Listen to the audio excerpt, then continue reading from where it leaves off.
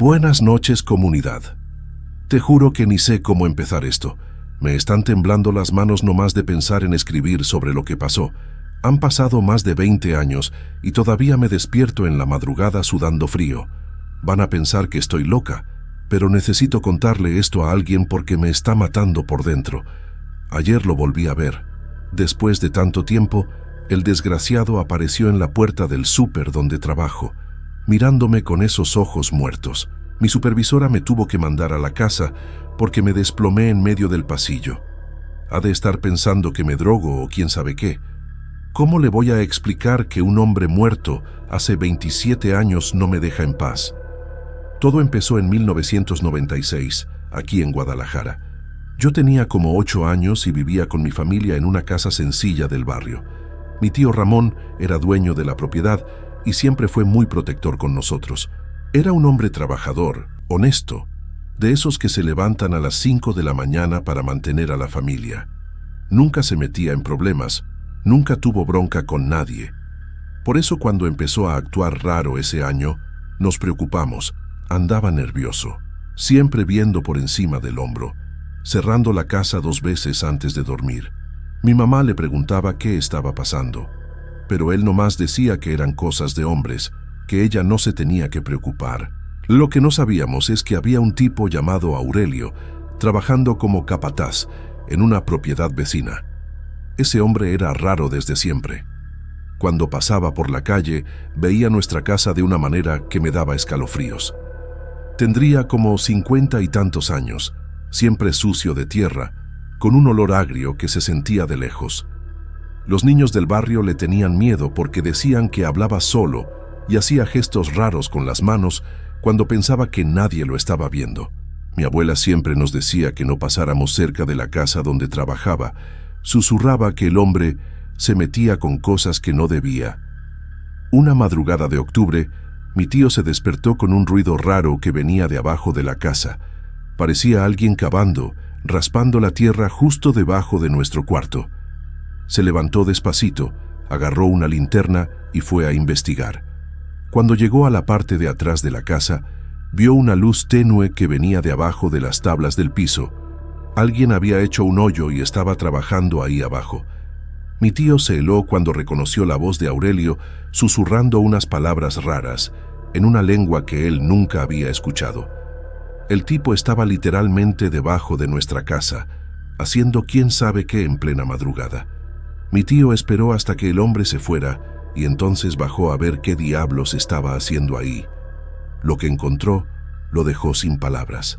Aurelio había cavado varios hoyitos debajo de la casa y enterrado unas cosas que hicieron que mi tío sudara frío.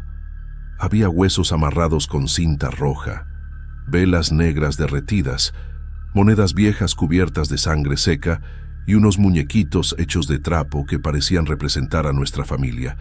Cada muñeco tenía un nombre bordado: Ramón, Elena, Miguel, Carmen. Todos estábamos ahí, representados en esos muñecos siniestros enterrados debajo de nuestra propia casa. Mi tío no durmió el resto de la noche.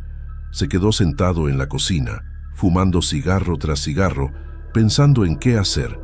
Por la mañana, fue a buscar información sobre Aurelio y descubrió cosas que lo asustaron más. El tipo tenía fama en la región de hacer trabajos para gente que se quería vengar de otros. Decían que cobraba caro por esas brujerías y que siempre daba resultado. Alguien le había pagado para hacerle mal a nuestra familia. Mi tío se puso furioso pensando en quién podría haber encargado eso. Tenía algunos enemigos por cuestiones de negocios, pero nunca se imaginó que alguien llegaría tan lejos. Esa misma noche, mi tío armó una emboscada. Se escondió en el patio y esperó a que apareciera Aurelio. Como a las 2 de la mañana, el hombre llegó con más material: una gallina negra muerta, más velas, unos frasquitos con líquidos oscuros que olían horrible. Mi tío lo dejó empezar el ritual. Quería agarrar al tipo en flagrancia para estar seguro de lo que estaba pasando. Cuando vio a Aurelio encender las velas y empezar a susurrar sobre nuestra familia, diciendo nuestros nombres y pidiendo que espíritus malignos nos atormentaran, mi tío perdió la cabeza completamente. La pelea fue brutal. Mi tío se le echó encima a Aurelio gritando que lo iba a matar. Rodaron por el suelo, quebraron las velas, regaron todas esas porquerías por el patio.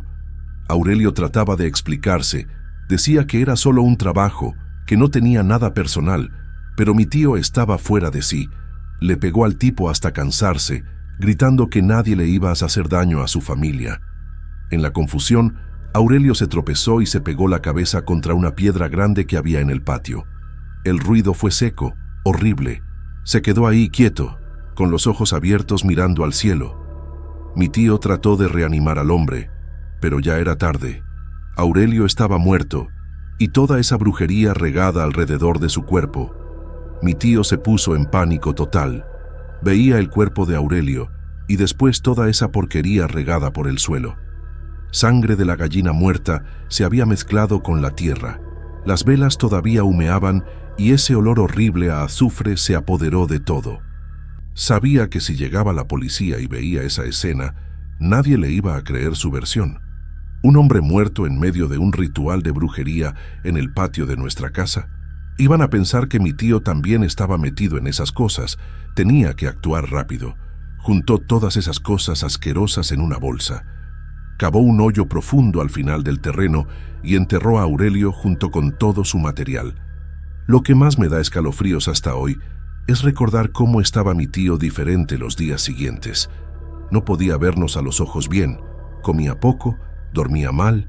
Mi mamá le preguntaba si estaba enfermo, pero él nomás movía la cabeza y cambiaba de tema. Yo era niña, pero sentía que algo muy malo había pasado. Había un peso en el aire de la casa, una sensación de que algo estaba mal. Mi tío empezó a bendecir la casa todas las noches antes de dormir, cosa que nunca había hecho antes. Regaba sal de grano por las esquinas y prendía velas blancas, susurrando oraciones que yo no conocía. La familia de Aurelio lo buscó durante unas semanas.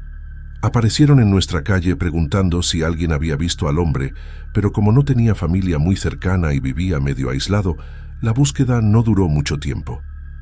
La gente decía que probablemente se había ido de la ciudad, que gente como él siempre desaparece de un momento a otro. Mi tío asentía con la cabeza cuando los vecinos comentaban, pero yo veía cómo le temblaban las manos cuando hablaban de Aurelio. También empezó a tomar más, cosa que mi mamá odiaba. Decía que era para relajarse después del trabajo, pero yo sabía que era para poder dormir en las noches. Durante casi 10 años, nuestra vida siguió más o menos normal. Mi tío nunca volvió a tocar el tema, y nosotros como que olvidamos toda esa historia. Yo crecí, empecé a estudiar, hice amigos, la casa siguió igual, pero yo siempre sentía un frío raro cuando pasaba por el fondo del patio, cerca del lugar donde mi tío había enterrado el cuerpo. Era como si el aire fuera más pesado ahí, más difícil de respirar. Mi mamá plantó unas flores en esa área, pero nunca se daban bien. Siempre se morían o se ponían amarillas las hojas, por más que las cuidara bien. En 2006, cuando yo ya tenía como 18 años, las cosas empezaron a cambiar otra vez. Primero fueron los perros del barrio. Empezaron a ladrar todas las madrugadas, siempre viendo hacia el fondo de nuestro patio. Se ponían inquietos con el pelo parado, como si vieran algo que nosotros no podíamos ver. Mi tío decía que había de ser algún animal salvaje, pero yo notaba cómo se ponía tenso cuando los perros empezaban con esa gritadera. Se levantaba de la cama y se quedaba espiando por la ventana, buscando algo en la oscuridad. Una noche le pregunté qué estaba buscando y nomás dijo, «Nada, mija, regresa a dormir». Después vinieron los ruidos, pasos en el techo durante la madrugada, como si alguien estuviera caminando ahí arriba. Mi tío se subía a checar, pero nunca encontraba nada. Ni hojas, ni ramas, ni señales de que algún animal hubiera pasado por ahí. Las tejas siempre estaban en su lugar, sin ninguna marca, pero los pasos seguían, siempre a la misma hora, siempre con el mismo ritmo lento y pesado. Mi mamá empezó a quejarse de que no podía dormir bien. Decía que se sentía como si alguien estuviera caminando justo encima de su cuarto, parándose a veces para escuchar lo que estaba pasando abajo. Una noche me desperté con sed y fui a la cocina por agua. Cuando pasé por la sala, vi una sombra en la ventana que daba al patio. Parecía alguien parado afuera, viendo hacia adentro de la casa. Se me aceleró el corazón, pero traté de convencerme de que era nomás la sombra del árbol moviéndose con el viento. Me acerqué despacito a la ventana y miré hacia afuera. No había nadie ahí, pero sentí un frío en la espalda que me hizo correr de regreso al cuarto. Al día siguiente, le conté a mi tío lo que había visto. Se puso muy serio y me preguntó si estaba segura de que era una persona. Cuando le dije que sí, vi cómo se le puso la cara blanca como papel. Fue en esa época que empecé a ver a Aurelio por primera vez. Estaba barriendo el patio una tarde de sábado cuando sentí que alguien me estaba viendo. Levanté los ojos y ahí estaba, parado debajo del mango, en el mero lugar donde mi tío había enterrado su cuerpo. Estaba igualito a como lo recordaba, la ropa sucia de tierra, el sombrero viejo, esa manera encorvada de caminar. Pero había algo muy mal. La piel se le veía medio azulosa y los ojos, Jesús, los ojos los tenía completamente negros, sin brillo. Me veía con un coraje que me hizo temblar las piernas. Solté la escoba y corrí para adentro de la casa gritando por mi tío. Mi tío vino corriendo cuando me oyó gritar, pero cuando llegamos a la ventana para ver, Aurelio ya no estaba. Ya no había nadie debajo del mango. Mi tío me preguntó qué había visto exactamente, y cuando le describí al hombre, vi cómo se le fue el color de la cara. Se quedó unos minutos callado, nomás viendo el patio, y después dijo que había de haber tenido mucho sol en la cabeza, pero yo sabía que me había creído. Esa noche no cenó y se quedó sentado en el portal hasta muy tarde, fumando y viendo hacia el fondo del terreno. Yo espiaba por la rendija de la cortina y veía cómo estaba tenso, como si estuviera esperando que apareciera algo en cualquier momento. Después de ese día, las apariciones empezaron a ser más seguidas. Veía a Aurelio en diferentes lugares de la casa, a veces parado en la cerca de atrás, otras caminando despacito por el patio, siempre con esa mirada de odio. Nunca hacía nada más que mirarme fijo, pero la sensación era terrible. Era como si me estuviera culpando de algo, como si yo fuera responsable de su muerte. Lo peor es que empezó a aparecérsele también a otros de la familia. Mi mamá dijo que vio a un hombre raro viendo por la ventana de la cocina una madrugada. Mi hermano menor juraba que había alguien parado en el portón todas las noches cuando llegaba de la escuela. Lo que más me asustaba es que Aurelio parecía estar volviéndose más presente. Al principio aparecía medio transparente, como si fuera un espejismo, pero con el tiempo se fue volviendo más sólido, más real. Podía ver los detalles de su ropa, las manchas de tierra, hasta el olor agrio que siempre tuvo empezó a aparecer cuando estaba cerca. Era un olor a tierra mojada mezclado con algo podrido, algo que había estado enterrado mucho tiempo. Cuando ese olor se apoderaba de la casa, yo sabía que estaba cerca. Mi mamá también empezó a quejarse de ese olor, pero no podía identificar de dónde venía. Mi tío estaba poniéndose cada vez más nervioso. Empezó a tomar fuerte todas las noches y yo lo escuchaba caminando por la casa durante la madrugada, checando todas las puertas y ventanas varias veces. Una noche me desperté y lo vi en el patio, cavando en el mismo lugar donde había enterrado a Aurelio. Estaba sudando, aunque hacía frío, y cavaba como desesperado. Cuando le pregunté qué estaba haciendo, dijo que estaba buscando el tubo que se estaba goteando, pero yo sabía que no había ningún tubo ahí. Al día siguiente, tapó el hoyo otra vez, pero me di cuenta de que había sacado algo de ahí. Quemó unos trapos viejos al final de la tarde y el olor era horrible. Las cosas empeoraron cuando Aurelio empezó a aparecer dentro de la casa. La primera vez fue en la cocina, durante la cena. Estaba comiendo cuando sentí ese olor familiar. Miré hacia el pasillo y ahí estaba, parado en la entrada, viéndome masticar. Esta vez estaba diferente. La ropa la tenía más rota y podía ver unas manchas oscuras que parecían sangre seca. La cara la tenía hinchada, como si hubiera estado mucho tiempo debajo de la tierra. Me atoré con la comida y empecé a toser desesperadamente. Mi mamá vino a ayudarme y cuando volvimos a ver, ya no estaba. Pero el olor se quedó en la casa por horas. Mi tío ya no aguantaba más. Estaba adelgazando, durmiendo mal, peleando con mi mamá por cualquier tontería. Una noche me llamó a su cuarto y me preguntó si todavía estaba viendo cosas raras. Cuando le dije que sí, se puso a llorar. Fue la primera y única vez que vi llorar a mi tío en la vida. Dijo que había hecho algo muy malo años atrás y que ahora estaba pagando por eso. No entró en detalles, pero dijo que tal vez sería mejor que nos cambiáramos de esa casa. Mi mamá se puso furiosa cuando él sugirió eso. Dijo que no iba a abandonar la casa donde había criado a sus hijos por fantasías, pero las fantasías se estaban volviendo muy reales. Aurelio empezó a mover las cosas de la casa. Me despertaba y encontraba las sillas de la cocina todas apiladas en el centro de la sala. Los cuadros de la pared aparecían volteados de cabeza. Una vez, todos los cuchillos del cajón aparecieron clavados en la mesa de la cocina, formando un círculo perfecto. Mi mamá pensaba que era mi hermano haciendo travesuras, pero yo sabía que no era. El muchacho estaba tan asustado como el resto de nosotros. Había empezado a orinarse en la cama otra vez, cosa que no pasaba desde los 5 años. La gota que derramó el vaso fue cuando mi sobrinita de 4 años vino a pasar unos días en casa.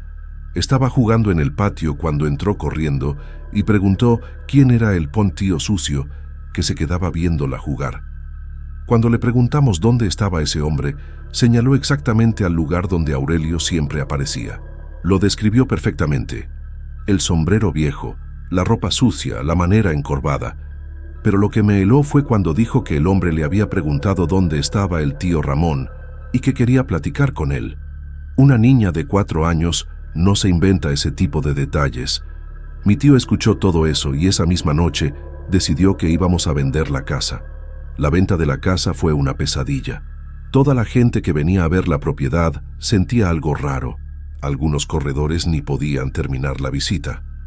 Hubo una familia que entró a la casa y la señora se desmayó en la sala sin motivo aparente.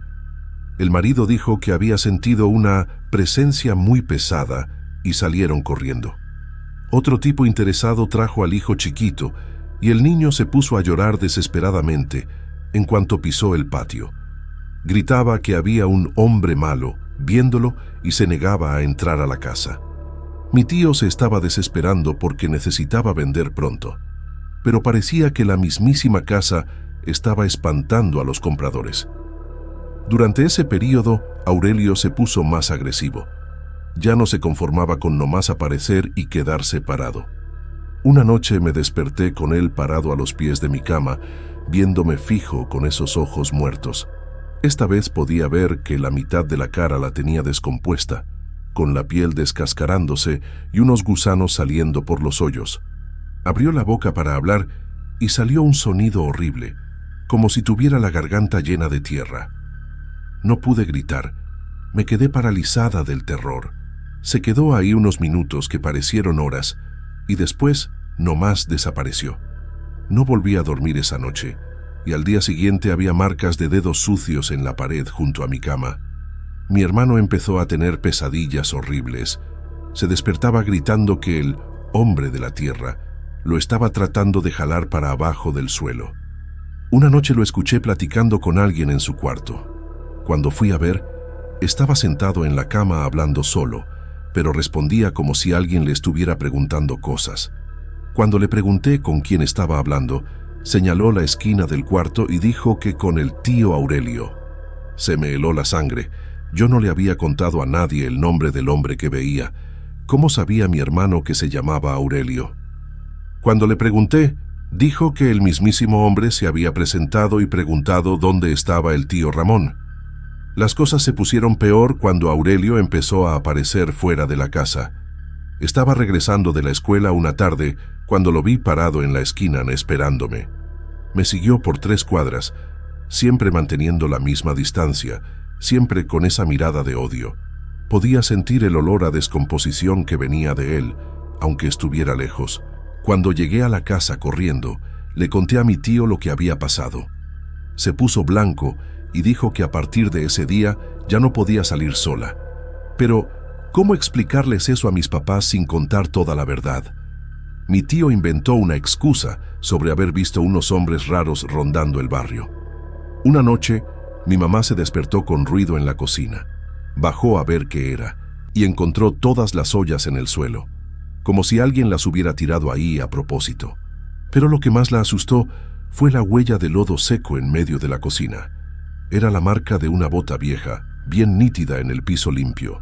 Llamó a mi tío y cuando fueron a seguir las huellas, vieron que iban de la cocina hasta el patio, pasaban por el lugar donde Aurelio estaba enterrado y después nomás desaparecían.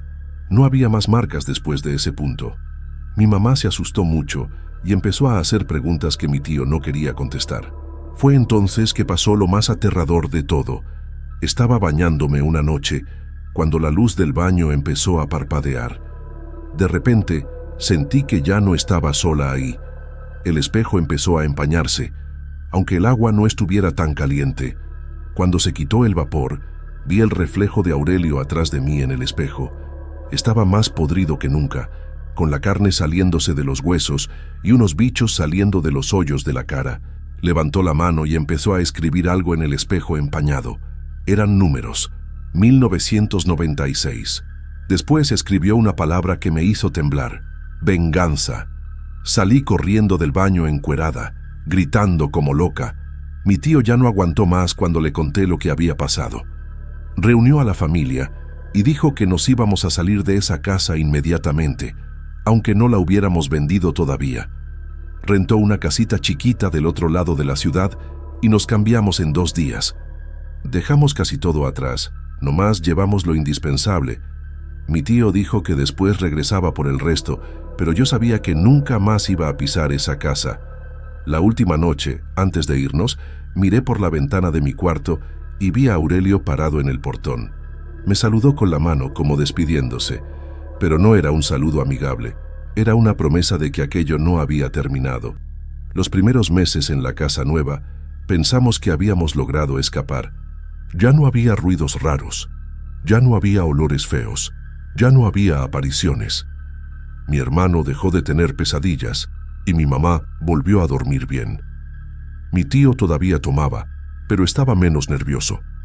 Empezamos a creer que el problema se había quedado atrás, junto con esa casa maldita. Pero debí haberme imaginado que no iba a ser tan fácil. Aurelio no estaba amarrado a esa casa. Andaba atrás de nuestra familia y principalmente atrás de mi tío. La distancia no le iba a hacer diferencia a un muerto que quería venganza. 6 meses después del cambio, estaba en el súper con mi mamá cuando sentí ese olor familiar a tierra podrida. Se me revolvió el estómago en el acto. Miré alrededor y ahí estaba, parado al final del pasillo de productos de limpieza, viéndome. Esta vez estaba peor. La ropa la tenía completamente podrida y podía ver pedazos del hueso de las costillas a través de los hoyos de la camisa. Lo que más me aterrorizó es que me sonrió. Fue una sonrisa podrida, con los dientes todos negros y la encía sangrando. Jalé a mi mamá del brazo y salimos corriendo del súper. Se enojó, preguntándome por qué me había vuelto loca de esa manera. Pero, ¿cómo le iba a explicar que un muerto estaba haciendo el súper en el mismo lugar que nosotros? A partir de ese día, Aurelio empezó a aparecer en todos los lugares a donde iba. En la escuela, se quedaba parado del otro lado de la calle durante el recreo, siempre viéndome fijo. En la parada del camión, aparecía en medio de la multitud, empujando a la gente para acercarse más a mí. Una vez estaba en el cine con unas amigas y lo vi sentado 3 filas atrás, viendo la película como si fuera lo más normal del mundo. Pero lo peor es que se estaba volviendo más sólido con cada aparición. La gente empezó a chocar con él en la calle, a quejarse del olor feo que echaba. Ya no era nomás una visión mía, se estaba volviendo real otra vez. Mi tío empezó a tener sus propios encuentros con Aurelio. Aparecía en el trabajo de mi tío, parado en la entrada de la fábrica cuando llegaba en la mañana. Los compañeros de trabajo empezaron a comentar sobre un hombre raro que andaba rondando la empresa, siempre preguntando por Ramón. El supervisor hasta llamó a la seguridad algunas veces, pero cuando iban a checar, no encontraban a nadie. Mi tío se estaba volviendo paranoico viendo por encima del hombro todo el tiempo, sobresaltándose con cualquier ruido. Empezó a llegar a la casa cada vez más tarde, tomando caminos diferentes, como si estuviera tratando de despistar a alguien. Una noche, mi tío llegó a la casa completamente trastornado. Había visto a Aurelio dentro del camión, sentado mero al lado de él durante todo el viaje. El muerto se quedó susurrándole al oído cosas horribles, recordándole cada detalle de la noche que se murió. Le describía cómo se había sentido cuando la cabeza se pegó contra la piedra, cómo fue hundirse en la tierra fría, cómo fue pudrirse solo en la oscuridad. Mi tío dijo que trató de cambiarse de lugar en el camión, pero Aurelio lo siguió. Otra gente en el camión empezó a quejarse del olor y a pedirle al chofer que abriera las ventanas. Cuando mi tío se bajó, Aurelio se bajó también y lo siguió hasta la puerta de la casa. Fue en esa época que empecé a estar segura de que Aurelio no nomás nos quería asustar. Quería algo más. Una madrugada me desperté y lo encontré sentado en la silla de mi cuarto, viéndome dormir. Esta vez me habló. La voz era como tierra siendo echada en una fosa, ronca y llena de ecos. Dijo que no iba a descansar mientras no arreglara cuentas con mi tío. Dijo que lo habían enterrado como a un perro, sin derecho a velorio, sin derecho a despedida. Su familia nunca supo qué había pasado con él. Quería justicia, quería que mi tío pagara por lo que había hecho.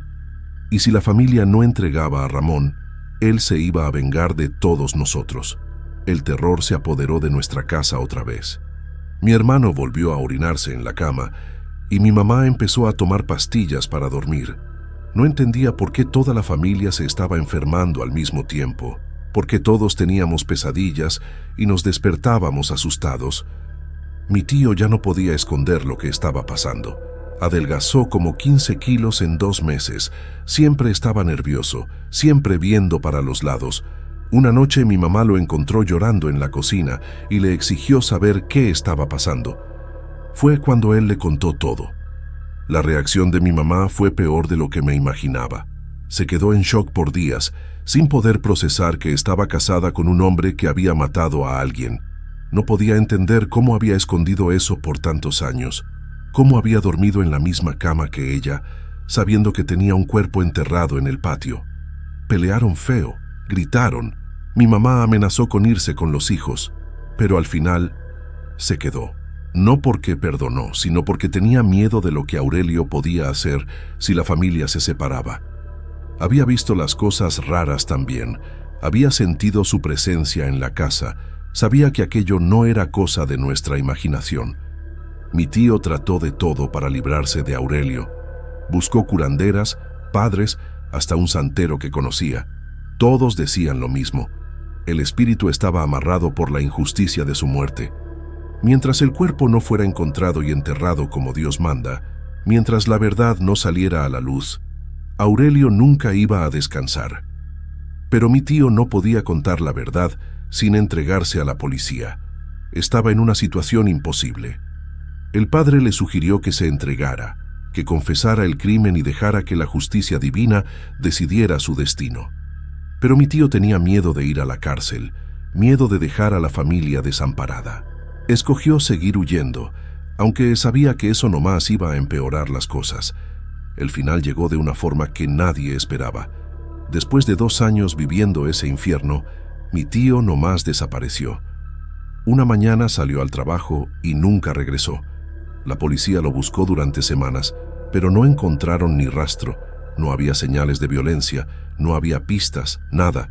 Era como si se hubiera evaporado. Mi mamá se puso desesperada, pero yo sabía lo que había pasado. La última noche que pasó en casa, lo escuché platicando con alguien en el patio. Era la voz de Aurelio, más clara que nunca, diciendo que había llegado la hora de arreglar cuentas. Al día siguiente, mi tío tenía una expresión rara en la cara, como si hubiera aceptado algo inevitable. Se despidió de todos nosotros con más cariño de lo normal, pero en ese momento no entendí por qué. Lo más raro es que después de que mi tío desapareció, Aurelio también se esfumó. De un momento a otro, las apariciones pararon completamente. Ya no había olor a tierra podrida, ya no había bultos en el rabillo del ojo, ya no había pesadillas. Era como si los dos se hubieran ido juntos a resolver sus pendientes en otro lugar. Mi familia logró volver a tener una vida normal, o por lo menos intentarlo. Mi mamá nunca se recuperó totalmente de la pérdida de mi tío, pero por lo menos podía dormir en las noches sin miedo. Mi hermano dejó de orinarse en la cama y volvió a ser un niño normal. La casa quedó en paz por primera vez en años, pero la historia no terminó ahí. Aunque haya pasado tanto tiempo, aunque me haya casado y me haya cambiado a otra ciudad, todavía veo a Aurelio de vez en cuando. Ya no es esa presencia amenazadora de antes, ahora aparece más distante, como si nomás me estuviera recordando que todavía anda por ahí. A veces lo veo en la calle, siempre usando la misma ropa podrida, siempre con ese sombrero viejo. Me ve, saluda con la cabeza como si estuviera saludando a una vieja conocida, y después desaparece. Nunca sé cuándo va a ser la próxima vez. Puede ser mañana, pueden ser 5 años, pero sé que todavía anda por ahí, en algún lugar entre los vivos y los muertos. Lo que más me atormenta es que mi hija de 6 años empezó a hacer preguntas raras recientemente. La semana pasada me preguntó quién era el abuelito del sombrero, que se queda viéndola jugar en el parque. Cuando le pedí que me describiera al hombre, se me heló la sangre. Era Aurelio, exactamente como yo siempre lo vi. Parece que algunas cosas pasan de generación en generación, aunque uno no quiera. Todavía no sé qué hacer con esa información. ¿Será que va a atormentar a mi familia para siempre? ¿Será que mi hija va a tener que cargar con esa cruz como yo la cargué? Solo sé que cada vez que menciona al abuelito del sombrero, siento ese olor familiar a tierra podrida en el aire y sé que nuestra historia con Aurelio todavía no ha terminado. Nunca creí en fantasmas hasta que trabajé cuidando a doña Carmen. Ahora, 5 años después, todavía no puedo pasar por una casa antigua sin sentir ese frío en el estómago. Lo que pasó en esa casa en Guadalajara cambió completamente mi visión sobre lo que existe más allá de la vida. Y lo peor de todo es que sé que los niños todavía están ahí, esperando a alguien que finalmente crea en su historia. Todo empezó en marzo de 2008. Acababa de graduarme del curso técnico de enfermería y estaba desesperada por trabajo. Mi prima Leticia me recomendó para una vacante de cuidadora en una casa particular. Es solo una viejita de 89 años, me dijo. Familia rica, pagan bien, pero nadie se queda mucho tiempo en el trabajo. Cuando le pregunté por qué, se encogió de hombros y dijo que la gente encontraba la casa muy aislada, muy silenciosa. En ese momento, pensé que el silencio era exactamente lo que necesitaba después de años viviendo en una casa chiquita con 6 hermanos. La casa de doña Carmen estaba en la colonia Lafayette, en una calle arbolada donde todas las casas eran enormes y antiguas. Era una construcción de los años 40 de 2 pisos, con un jardín inmenso al frente y muros altos cubiertos de hiedra. Cuando toqué el timbre por primera vez, tardaron como 5 minutos en atender. La puerta se abrió despacio y apareció una mujer chiquita, toda encorvada, con cabellos blancos recogidos en un chongo y ojos azules muy vivos para la edad que tenía. «Tú debes ser la nueva muchacha», dijo con una voz sorprendentemente firme. «Pasa, pasa. Soy Carmen Elizalde, pero puedes decirme doña Carmen». Me llevó por la casa, enseñándome la cocina, la sala, su cuarto en la planta baja. Todo estaba impecablemente limpio, pero había un olor raro en el aire. No era moho ni humedad, era algo más dulce, como talco de bebé mezclado con flores viejas. «Vas a trabajar de las 8 de la mañana a las 6 de la tarde», me explicó. «Solo necesito ayuda con las medicinas, las comidas y un poco de compañía. Esta casa se queda muy callada cuando se vive sola». Pero callada era lo último que esa casa era. Desde el primer día, mientras preparaba la comida de doña Carmen, empecé a escuchar ruidos que venían del piso de arriba, pasos ligeros, como si fueran de niños corriendo por los pasillos. Después, el sonido de algo siendo arrastrado por el suelo, como muebles siendo empujados. Le pregunté a doña Carmen si había alguien más en la casa, y sonrió de una manera extraña. «Ah, Son los niños jugando en el desván, dijo, moviendo la sopa como si fuera lo más normal del mundo. Siempre han sido muy activos. No te preocupes, no molestan. Pensé que estaba confundida. Tal vez fuera demencia como me había advertido la familia. Pero los ruidos eran muy reales, muy nítidos. No eran alucinaciones auditivas de una señora de 89 años. Durante la primera semana, traté de ignorar los sonidos. Todas las tardes, entre las 2 y las 4, empezaba lo mismo. Pasos, risitas ahogadas, a veces el sonido de una pelota rebotando. Una vez escuché claramente a un niño gritando, ¿la traes?, y a otros riéndose en respuesta. Doña Carmen siempre reaccionaba a los ruidos de forma natural. A veces hasta sonreía y murmuraba, ¡qué traviesos!, cuando el ruido se ponía más fuerte. En la segunda semana, mi curiosidad venció al miedo. Mientras doña Carmen dormitaba en el sillón después de la comida, subí las escaleras despacio para investigar el segundo piso. El pasillo era largo y oscuro, con varias puertas cerradas a los dos lados. Al final del pasillo había una escalera más chica que llevaba al desván. Conforme me acercaba, los ruidos se escuchaban más claros. Definitivamente, eran niños jugando allá arriba. Subí la escalera del desván con el corazón latiendo descompasado. Cada escalón crujía bajo mis pies, pero los ruidos de arriba continuaban. Ahora podía distinguir por lo menos 3 voces diferentes, 2 de niñas y una de niño. Estaban cantando una canción que no conocía, algo sobre las escondidillas en el jardín. Cuando llegué a la puerta del desván, dudé por un momento. La perilla estaba helada, aunque hacía calor afuera. Abrí la puerta despacio y lo que vi me dejó sin aire. El desván estaba lleno de juguetes regados por el suelo. Muñecas antiguas con vestidos de encaje, carritos de madera, una casita de muñecas en miniatura, pelotas de colores. Todo parecía haber sido usado recientemente. También había dibujos pegados en las paredes.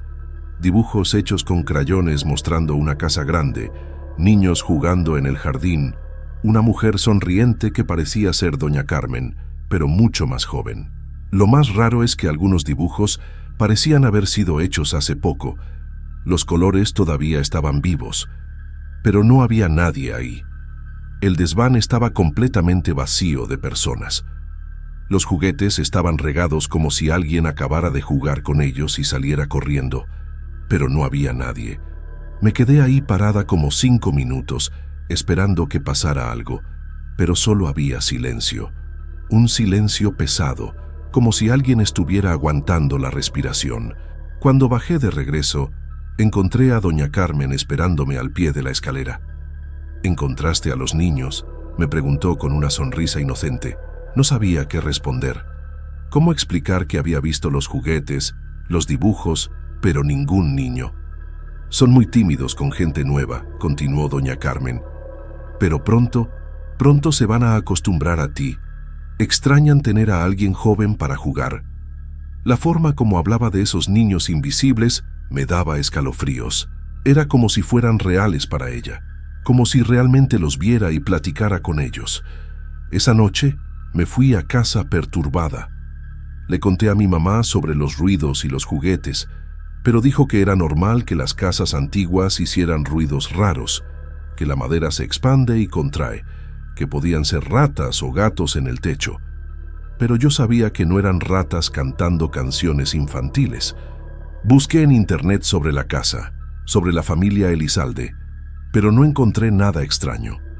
Eran una familia tradicional de Guadalajara, dueños de una fábrica textil que quebró en los años 80. Al día siguiente, decidí confrontar a doña Carmen directamente. Durante el desayuno, le pregunté sobre los niños que siempre mencionaba. Dejó de mover el azúcar en el café y me miró con esos ojos azules muy serios. ¿De verdad quieres saber sobre ellos?, preguntó. Cuando confirmé, suspiró hondo y empezó a contar una historia que me hizo cuestionar todo lo que creía saber sobre la realidad. Era 1954. Empezó con la voz más baja de lo normal. Tenía como 35 años y acababa de casarme con Roberto. Esta casa pertenecía a su familia desde hacía generaciones. En esa época, el barrio era bien diferente. Había menos casas, más terrenos baldíos, y los niños del vecindario siempre jugaban en la calle. Hizo una pausa y miró al techo, como si estuviera viendo algo ahí. Había 3 niños que siempre venían a jugar a nuestro jardín: Lupita, de 8 años, Miguelito, de 6, y Rosita, que tenía apenas 5 añitos. Sus papás trabajaban y ellos se quedaban sueltos todo el día. Doña Carmen siguió contando que los niños eran muy cariñosos con ella, que le decían «Tía Carmen», y siempre pedían agua o galletas cuando jugaban en el jardín. Les encantaba jugar a las escondidillas entre los árboles. Yo siempre los observaba desde la ventana de la cocina. Me parecía tan bonito ver a esas criaturitas corriendo y riéndose. Pero entonces, en septiembre de 1954, los 3 niños desaparecieron el mismo día. Fue una tarde de martes. Vinieron a jugar como siempre, pero cuando anocheció no regresaron a casa. La búsqueda de los niños duró semanas. La policía, los bomberos, voluntarios de todo el barrio buscaron en cada casa, cada terreno baldío, cada pozo de la región. Los papás estaban desesperados. La mamá de Rosita enloqueció de tristeza, dijo doña Carmen, moviendo nerviosamente las manos. Venía aquí todos los días, gritando, acusándome de haber escondido a los niños. Decía que yo era la última persona que los había visto vivos. La policía hasta me interrogó 3 veces. Doña Carmen dejó de hablar y se quedó viendo la taza de café por mucho tiempo. Cuando continuó, su voz estaba diferente, más baja, más cuidadosa. 2 semanas después, empecé a escuchar los ruidos en el desván, pero no le conté a nadie porque yo sabía dónde estaban. Se me contrajo el estómago. ¿Sabía dónde estaban cómo? Pregunté, pero desvió la mirada. Roberto tenía un temperamento muy difícil. Odiaba el ruido, odiaba cuando los niños jugaban cerca de la casa. Ese día había estado tomando desde temprano porque había perdido un contrato importante en la fábrica. Doña Carmen empezó a temblar ligeramente. Los niños estaban jugando a las escondidillas en el jardín, haciendo mucho ruido, riéndose fuerte. Roberto salió furioso y les gritó que se fueran. Pero ellos no entendieron que hablaba en serio. Hizo una pausa larga, respirando con dificultad. Se escondieron en el sótano de la casa, pensando que era parte del juego. Roberto bajó tras ellos, todavía borracho, todavía furioso. Escuché los gritos, pero cuando bajé a ver qué estaba pasando, ya era tarde. Se me secó la boca. «¿Qué pasó, doña Carmen?», me miró con ojos llenos de lágrimas. Los encerró ahí abajo. Dijo que se iban a quedar castigados hasta que aprendieran a respetar la propiedad ajena. Pero después se desmayó de tanto tomar y se olvidó. ¿Se olvidó? Mi voz salió como un susurro. ¿Por cuánto tiempo? Doña Carmen se cubrió la cara con las manos. 3 días. Cuando se acordó y bajamos a soltarlos, ya habían muerto de hambre y sed. 3 niños inocentes, muertos en nuestro sótano por culpa del alcohol y el mal temperamento de mi marido. Ahora entendía por qué nunca le había contado a la policía, por qué había guardado el secreto por tantos años. Roberto entró en pánico. Dijo que si la policía se enteraba, lo iban a meter preso por homicidio. Entonces los enterramos en el jardín, debajo del árbol grande de atrás. Inventamos que se habían ido jugando y se habían perdido. Doña Carmen estaba llorando ahora. Todos estos años cargué con esa culpa. Todos estos años los escuché jugando en el desván, como si me estuvieran recordando lo que hicimos. Estaba en shock. No eran fantasmas inocentes jugando eternamente. Eran 3 niños asesinados por negligencia, enterrados en el patio como animales, y que nunca pudieron descansar en paz. ¿Dónde está su marido ahora?, pregunté. Murió hace 15 años, cáncer en el hígado, por el alcohol. Pero antes de morir, le confesó todo al padre. Dijo que ya no aguantaba los gritos que escuchaba todas las noches. Esa tarde, cuando subí al desván, no vi niños jugando alegremente. Vi 3 figuras pequeñas y translúcidas, con ropa sucia de tierra, mirándome con una tristeza profunda en los ojos. No querían jugar, querían justicia, querían que alguien finalmente contara la verdad sobre lo que había pasado con ellos esa tarde de septiembre de 1954. Lupita se acercó a mí, pero esta vez no estaba sonriendo. Su ropa estaba rota y sucia, y podía ver marcas oscuras alrededor del cuello, como si hubiera tratado de arañar algo. «Matian», me dijo con una voz que parecía venir de muy lejos, «¿usted le va a contar a nuestra mami dónde estamos?» Sus ojos estaban hundidos, con ojeras moradas, y me di cuenta de que no eran ojos de niña feliz jugando. Eran ojos de alguien que había sufrido mucho antes de morir. Miguelito estaba sentado en la esquina, abrazando el carrito de madera contra el pecho. Cuando lo miré, vi que sus manos estaban arañadas y ensangrentadas, como si hubiera tratado de cavar o arañar una pared por mucho tiempo. «Gritamos mucho», susurró. «Gritamos por papá, por mamá, por tía Carmen, pero nadie vino». Rosita, la más chiquita, estaba encogida cerca de la pared, meciéndose hacia adelante y hacia atrás. No dijo nada, solo me miraba con esos ojos enormes llenos de miedo. Bajé del desván corriendo, con el corazón disparado. Doña Carmen estaba en la cocina, pero no estaba haciendo galletas. Estaba sentada en la mesa, con las manos temblorosas, viendo una foto antigua. Era una foto de los 3 niños, sonriendo en el jardín de la casa, probablemente tomada pocos días antes de morir. «Están diferentes ahora, ¿verdad?», preguntó sin levantar los ojos de la foto. Antes jugaban como si nada hubiera pasado, pero últimamente están recordando. «¿Recordando qué?», pregunté, aunque ya sabía la respuesta. «¿Cómo murieron? ¿Cómo fue quedarse encerrados en la oscuridad, con hambre, con sed, gritando por auxilio que nunca llegó?» Doña Carmen guardó la foto en el cajón con cuidado. Roberto siempre decía que se iban a olvidar, que con el tiempo iban a aceptar y seguir adelante. Pero parece que entre más tiempo pasa, más se acuerdan del sufrimiento. Me miró con desesperación. «¿Crees que me odian?». Esa noche no pude dormir. Me quedé pensando en los 3 niños, en cómo se habrán sentido esos 3 días en el sótano oscuro. Me los imaginaba llamando a sus papás, a tía Carmen, que siempre fue tan cariñosa, sin entender por qué nadie venía a ayudar. Al día siguiente, llegué al trabajo decidida a hacer algo. No podía simplemente fingir que no sabía nada, no después de haber visto el sufrimiento en sus ojos. «Y doña Carmen», le dije durante la comida, «usted tiene que contar la verdad a las familias. Los niños merecen un entierro digno, y los papás merecen saber qué pasó con ellos». Movió la cabeza vigorosamente. «No puedo. Ya pasaron más de 50 años. Los papás ya murieron, la policía no va a creer, y voy a acabar presa o internada». Pero insistí. «¿Y los niños? ¿Se van a quedar presos aquí para siempre?». Fue entonces que doña Carmen me contó algo que me hizo entender la verdadera dimensión del horror. «¿Crees que están presos aquí por mi culpa?». «No, mija. Están presos porque Roberto hizo algo mucho peor que solo encerrarlos en el sótano». Se levantó y fue a un cajón antiguo, de donde sacó una llave oxidada. No solo los enterró en el jardín, antes de eso, él hizo un ritual. «¿Qué tipo de ritual?», pregunté, sintiendo un frío en la espalda. Roberto siempre se interesó por esas cosas de ocultismo, brujería.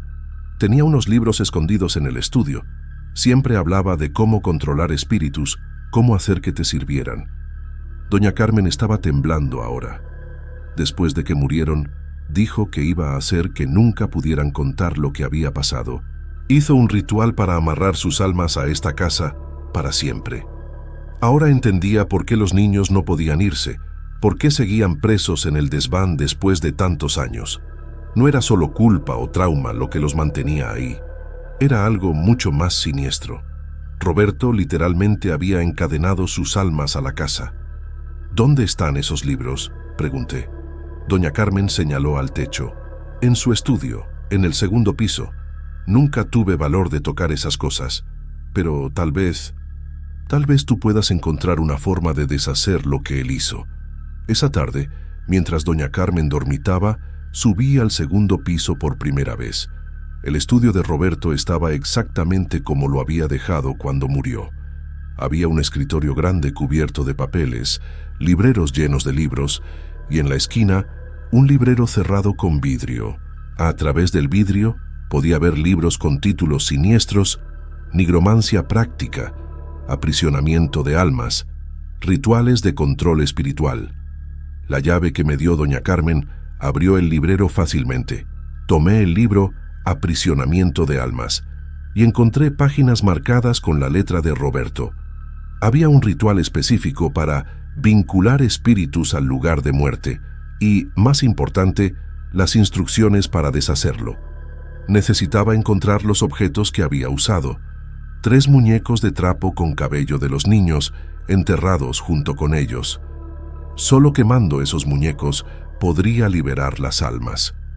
Bajé corriendo y le conté todo a doña Carmen.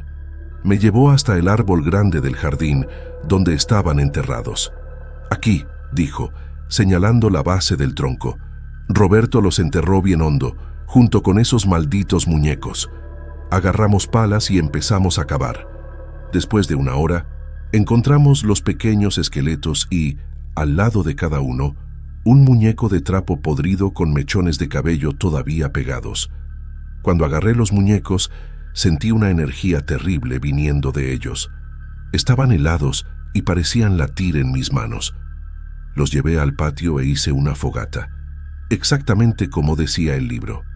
En el momento que los muñecos empezaron a quemarse, toda la casa tembló. Escuché gritos viniendo del desván, no de dolor, sino de alivio. Los niños estaban siendo liberados después de 54 años de prisión. Subí corriendo al desván una última vez. Los 3 niños estaban ahí, pero ahora se veían diferentes. Lupita, Miguelito y Rosita estaban limpios, con ropa nueva, sonriendo como niños normales. «Gracias, tía», dijo Lupita. «Ahora podemos ir a buscar a nuestra mami y a nuestro papi». Una luz dorada empezó a llenar el desván y uno por uno fueron desapareciendo, saludándome con gratitud. Cuando bajé, encontré a doña Carmen desmayada en la cocina. Había muerto pacíficamente, con una sonrisa en la cara. El doctor dijo que fue el corazón, pero yo sabía la verdad. Había aguantado viva todos esos años solo para cuidar a los niños. Ahora que estaban libres, finalmente podía descansar. En la casa vacía, encontré una carta que doña Carmen había dejado para mí. En ella, confesaba todo y me pedía que la entregara a la policía. «Las familias merecen saber la verdad», escribió, «y yo merezco pagar por lo que hicimos». Entregué la carta a las autoridades y después de 54 años, el caso de los 3 niños desaparecidos finalmente se resolvió. Hoy, la casa fue demolida y en su lugar construyeron un pequeño parque. Tiene una placa en memoria de Lupita, Miguelito y Rosita. A veces paso por ahí y juro que escucho risas de niños jugando, pero ahora son risas felices, de niños libres que finalmente encontraron paz. Nunca más pude trabajar en hospital después de lo que pasó en 2006. Hasta hoy, cuando paso cerca del Hospital Civil de Guadalajara, siento ese frío en la espalda y me empiezan a temblar las manos.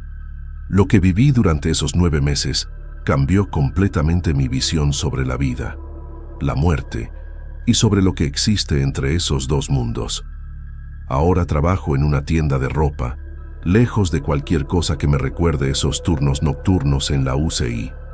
Pero a veces, en las madrugadas silenciosas, todavía escucho esa voz susurrando el nombre Helena, y sé que nunca voy a poder olvidar completamente. Todo empezó en marzo de 2006, cuando me gradué de enfermería y conseguí mi primer trabajo en el Hospital Civil. Era un hospital público grande, siempre lleno, siempre caótico durante el día. Pero me tocó el turno de madrugada en la UCI, de las 11 de la noche a las 7 de la mañana, porque pagaban un adicional nocturno que necesitaba desesperadamente. Mi mamá estaba enferma y yo era la única fuente de ingresos de la casa. El turno nocturno parecía perfecto, menos movimiento, menos estrés, y podía estudiar en los ratos libres. La UCI tenía 12 camas, siempre ocupadas por pacientes en estado grave. Algunos estaban internados por semanas, otros por meses.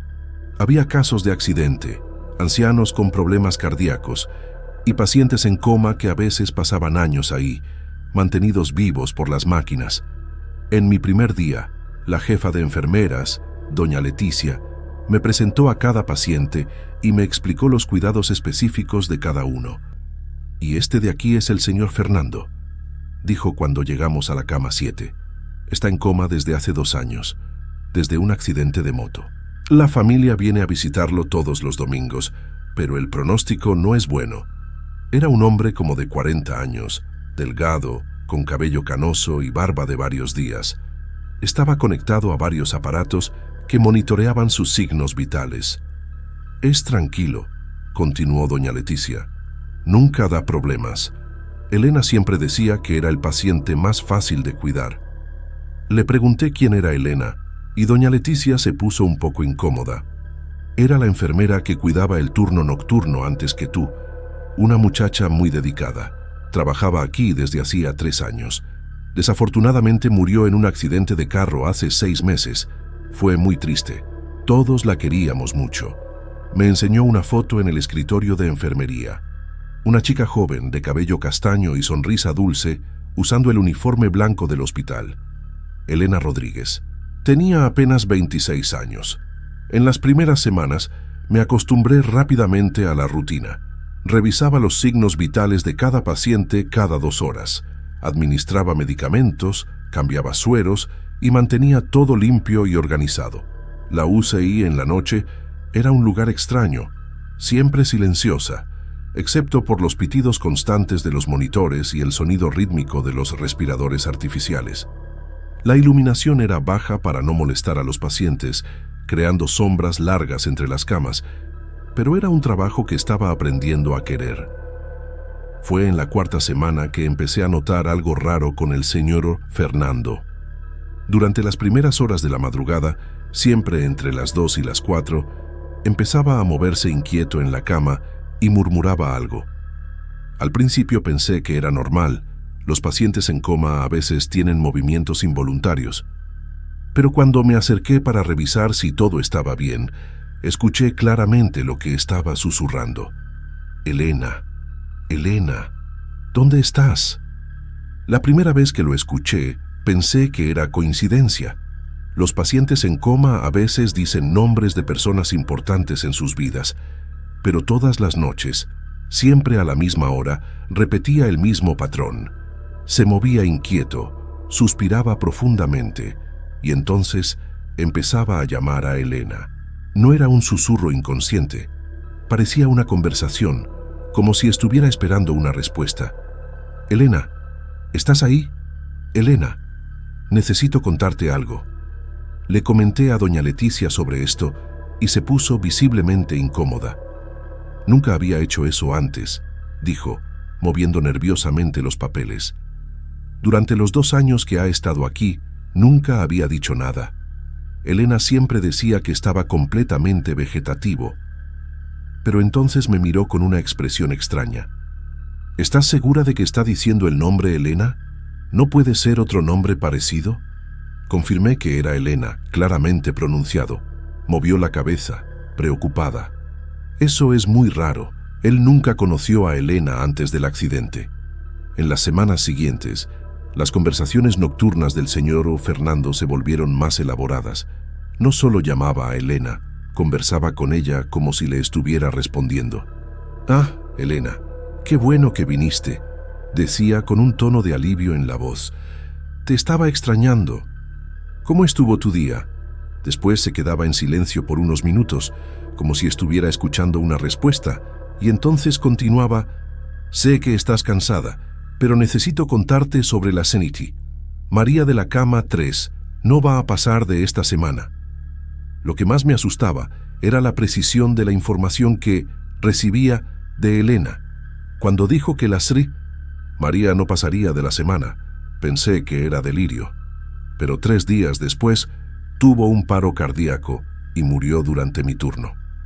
«Otra noche», dijo Elena, «el señor José de la cama 9 está escondiendo dolor en el pecho.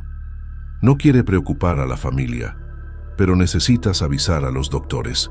Al día siguiente, el señor José tuvo un infarto.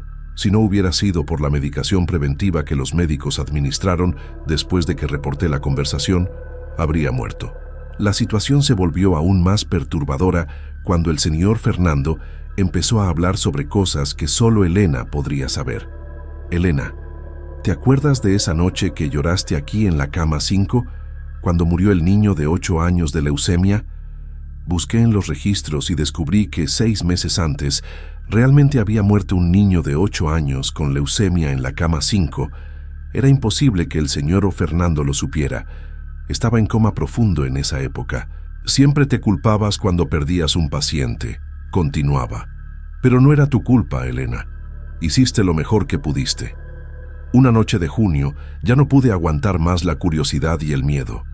Cuando el señor Fernando empezó su conversación nocturna con Elena, decidí responder. Elena está aquí, dije, acercándome a la cama. El efecto fue inmediato y aterrador. Por primera vez en 2 años, el señor Fernando abrió los ojos. Me miró directamente, con una claridad espantosa, y dijo con una voz perfectamente lúcida: Elena, no deberías haber regresado. Te van a encontrar. ¿Quién me va a encontrar?, pregunté, temblando. Siguió mirándome con esos ojos hundidos y dijo: los que causaron tu accidente. Sabían que habías descubierto lo de los medicamentos. Estabas a punto de denunciar todo. Se me heló la sangre. ¿Qué medicamentos? Pero antes de que pudiera responder, sus ojos se cerraron otra vez y volvió al estado vegetativo, como si nada hubiera pasado. Al día siguiente, busqué información sobre el accidente de Elena. Oficialmente, había perdido el control del carro en una curva peligrosa regresando del trabajo. Pero cuando platiqué con algunas enfermeras más veteranas, descubrí detalles perturbadores. Elena estaba muy estresada las últimas semanas antes de morir, me contó la enfermera Carmen. Decía que había descubierto algo grave en el hospital, pero nunca quiso contar detalles. Decía que era demasiado peligroso. Otra enfermera mencionó que Elena había pedido una reunión con la dirección del hospital la semana de su muerte, pero el accidente pasó antes de la reunión. Empecé a investigar por mi cuenta y descubrí irregularidades en el inventario de medicamentos controlados. Morfina, sedantes y otros medicamentos caros estaban siendo desviados sistemáticamente. Los registros mostraban que los medicamentos se administraban a los pacientes, pero las cantidades no cuadraban. Alguien estaba robando medicinas del hospital y vendiéndolas en el mercado negro. Elena había descubierto el esquema y estaba a punto de denunciar cuando murió accidentalmente. En las semanas siguientes, junté todas las evidencias que pude encontrar. Fotografié registros de medicamentos, anoté discrepancias en los inventarios y documenté todo meticulosamente. El señor Fernando continuaba sus conversaciones nocturnas con Elena, y a través de esas conversaciones descubrí detalles aún más escalofriantes. Elena, usaban tu firma en los registros falsos, dijo una noche. El doctor Mendoza y la farmacéutica Sandra sabían que eras demasiado cuidadosa, que nunca firmarías sin revisar. Por eso necesitaban eliminarte. El doctor Mendoza era el médico responsable de la UCI, un hombre respetado en el hospital desde hacía más de 15 años. Sandra era la jefa de farmacia, siempre muy seria y controladora.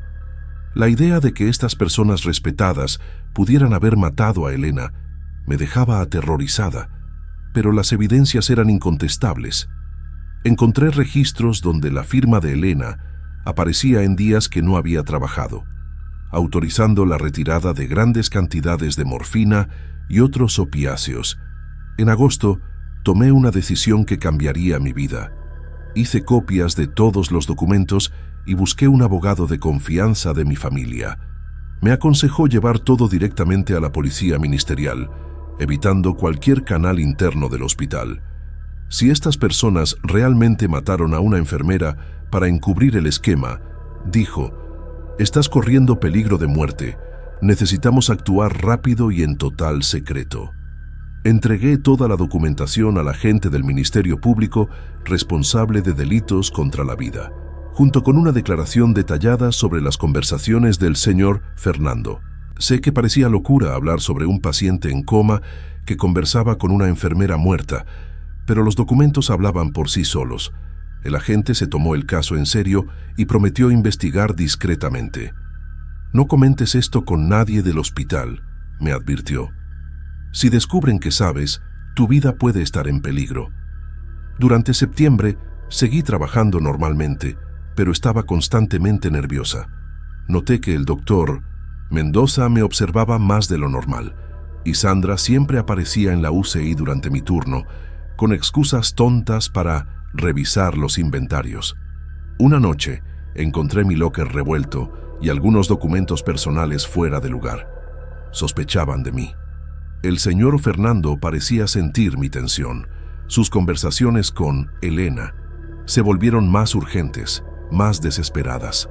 «Elena está en peligro», decía, claramente refiriéndose a mí. «Saben que descubrió. Necesitas protegerla como no pudiste protegerte». Una noche, abrió los ojos otra vez y me dijo directamente: «Sal de aquí. Sal antes de que sea demasiado tarde. Elena está tratando de avisarte. Van a intentar hacerte lo mismo que le hicieron a ella». En octubre, la policía finalmente actuó. El doctor Mendoza y Sandra fueron arrestados en flagrancia tratando de vender un lote de morfina a narcotraficantes. La investigación reveló que el esquema funcionaba desde hacía más de 3 años, moviendo millones de pesos en medicamentos robados. Durante el interrogatorio, Sandra confesó que Elena había descubierto todo y estaba a punto de denunciar.